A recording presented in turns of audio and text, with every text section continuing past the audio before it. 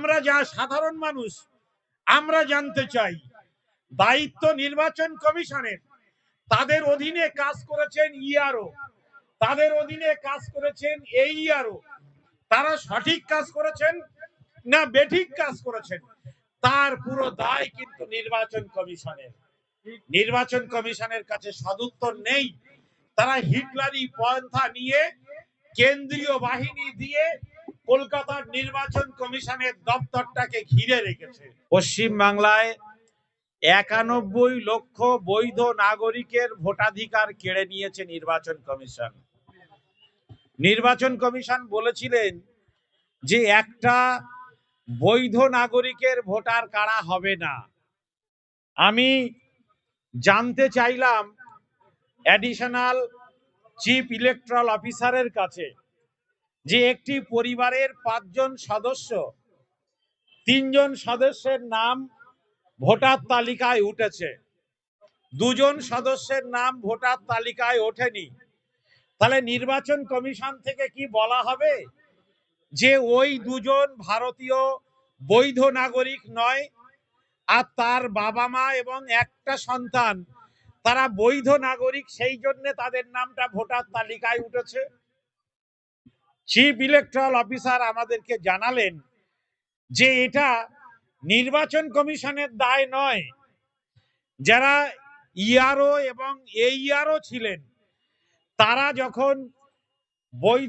যখন সাধারণ মানুষের ডকুমেন্টগুলোকে সাবমিট করেছিলেন পোর্টালে, তখন তারা বৈধ এবং ভ্যালিড ডকুমেন্টগুলোকে পোর্টালে সাবমিট করেননি। সেই জন্যে এই মানুষগুলোর নাম বাদ গিয়েছে।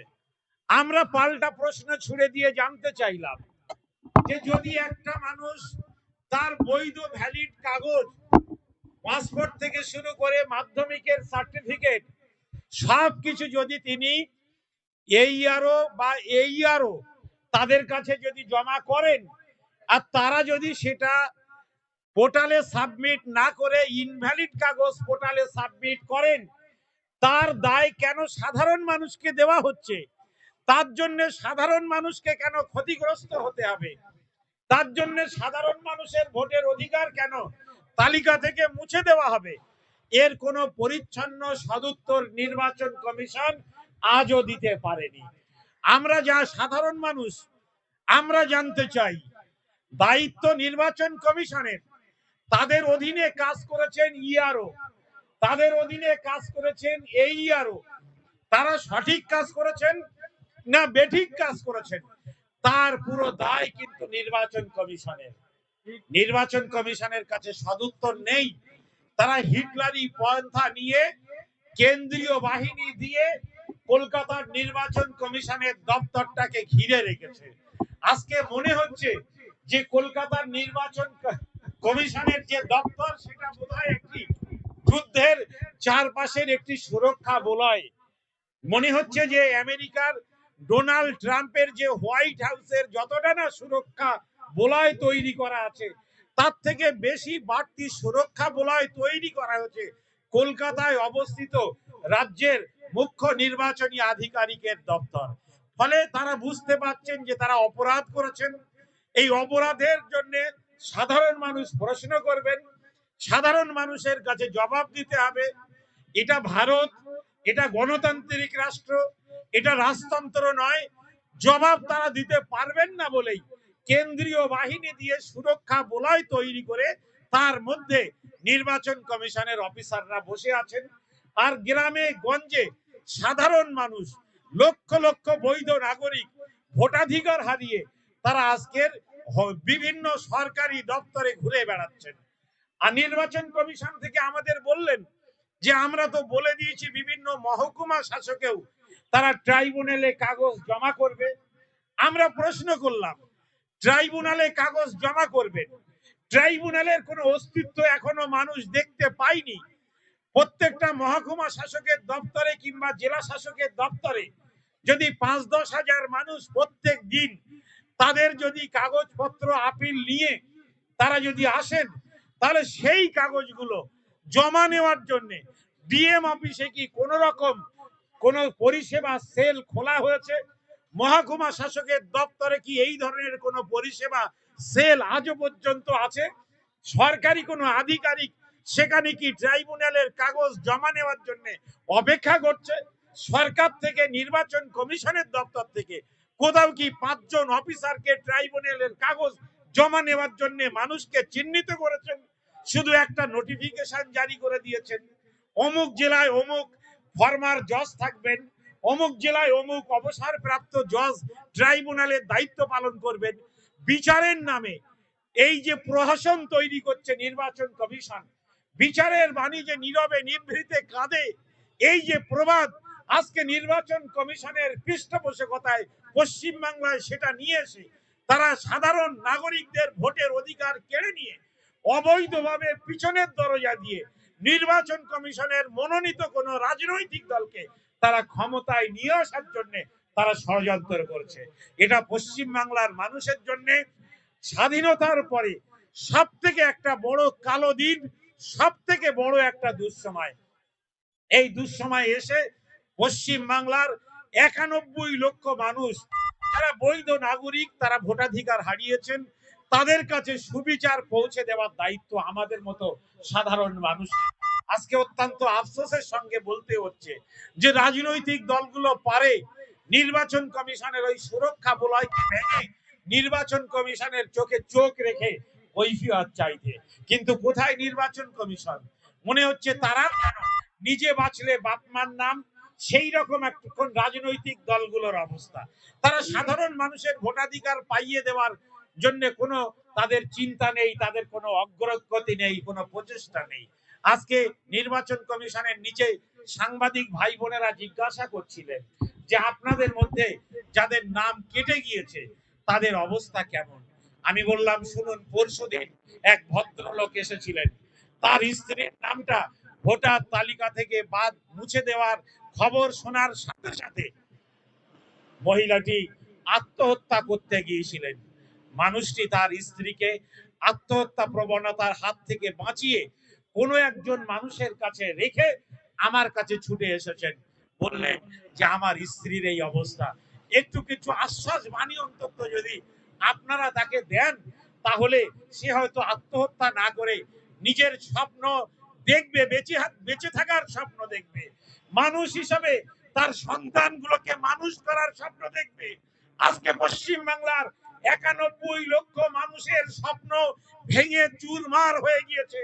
তার জন্য পুরো দায় রাজ্যের নির্বাচন কমিশন, তার জন্য পুরো দায় নির্বাচন কমিশনের যে সমস্ত অপদার্থ অফিসার নিয়োগ করেছিলেন, যারা ইআরও হিসাবে কাজ করেছেন, যারা এইআরও হিসাবে কাজ করেছেন, তারা দেখা গিয়েছে সংখ্যালঘু বিদ্বেষ থাকার কারণে মূলত সংখ্যালঘু মুসলমান, দলিত এবং আদিবাসী যাদের গায়ে থেকে ঘামের গন্ধ বার হয়, যারা দিনমজুর পরিযায়ী শ্রমিক, তাদের নামগুলোকে ভোটার তালিকা থেকে বাদ দেওয়ার জন্য নির্বাচন কমিশনের কথা মতো, নির্বাচন কমিশন যে কথা বলেছেন সেই কথা মতো আপনাদের মাধ্যমে আমি রাজ্যের মানুষকে জানাচ্ছি, তাদের কথাতে এটা পরিষ্কার হচ্ছে যে তাদের প্রতিনিধি, তারা যাদের গা থেকে ঘামের গন্ধ বার হয়, যারা গরিব মানুষ, যারা দিনমজুর, যারা সংখ্যালঘু, যারা ধর্মপ্রাণ মুসলমান, তাদের ভ্যালিড কাগজগুলো নির্বাচন কমিশনের পোর্টালে সাবমিট করেনি।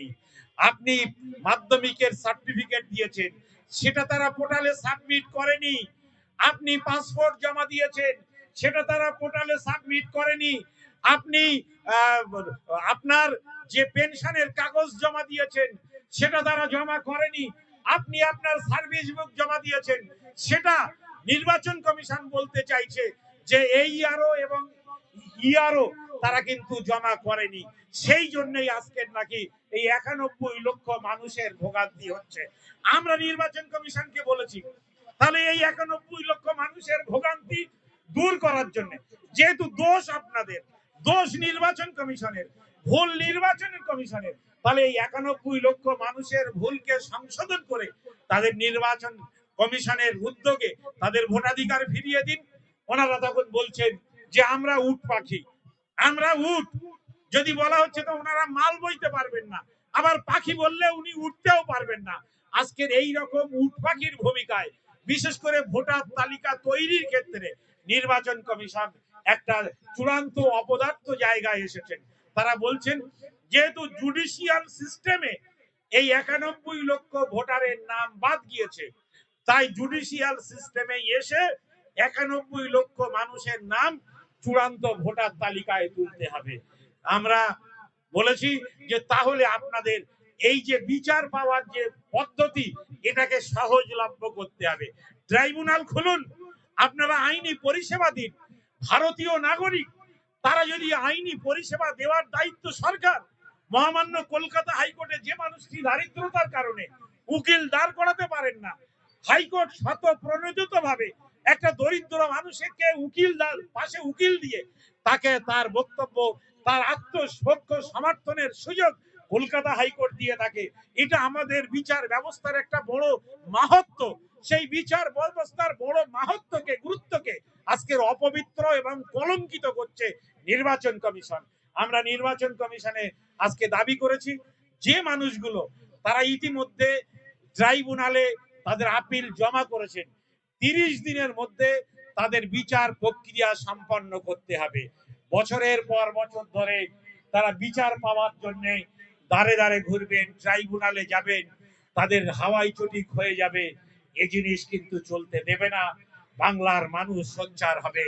তারা জানে যে কিভাবে বিচার পেতে হয়, কারা দায়ী এই 91 লক্ষ বৈধ নাগরিক ভোটাধিকার হারানোর জন্য, কারা আসল কালপিট, এটা কিন্তু বাংলার মানুষ জানে। দিনের আলোর মতো এই তথ্য সবকিছু কিন্তু বাংলার মানুষের কাছে পরিষ্কার আছে। আমরা নির্বাচন কমিশনে সেটাও জানিয়ে এসেছি। আপনাদের মাধ্যমে বাংলার মানুষকে এই বলে আমরা অন্তত আশ্বস্ত করব, আপনারা অবশ্যই ট্রাইব্যুনালে গিয়ে আপনাদের যে কাগজ সেগুলো আপনারা জমা দিন। আপনারা যারা আজকে নির্বাচন কমিশনের বক্তব্য হচ্ছে যে আপনারা পারলে অনলাইনে আপনারা আপনাদের যে ট্রাইব্যুনালে রেজিস্ট্রেশনটা করুন এবং হার্ড কপি যেটা আপনারা জমা দিতে চান সেটা যখন বিচার প্রক্রিয়া শুরু হবে তখন আপনারা গিয়ে সেটা ট্রাইব্যুনালে জাজের সামনে দেখাতে পারবেন যে আপনার কি কি ভ্যালিড কাগজ আছে।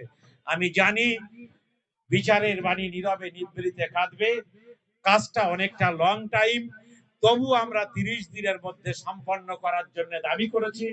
আপনাদের মাধ্যমে রাজ্যের সমস্ত ভোটাধিকার হারানো মানুষের কাছে সহমর্মিতা জানিয়ে আমরা বলবো যে আপনারা ট্রাইব্যুনালে আপনাদের আপিলটা রেজিস্ট্রেশন করুন, অ্যাকনলেজমেন্টটা বার করে রাখুন এবং ভোট চলে গেলেও আপনারা আপনাদের ভোটার তালিকায় নাম ফিরে পাওয়ার জন্য আপনাদের লড়াই, আপনাদের জন্য আমাদেরও লড়াই থাকবে। আপনার এই লড়াইতে আপনাদের পাশে আমরা থাকবো, আপনাদেরকে অনুরোধ করব আমাদের পাশে থাকবেন। আপনারা দীর্ঘক্ষণ ধরে এসেছেন, সবাই সময় দিয়েছেন, সবাইকে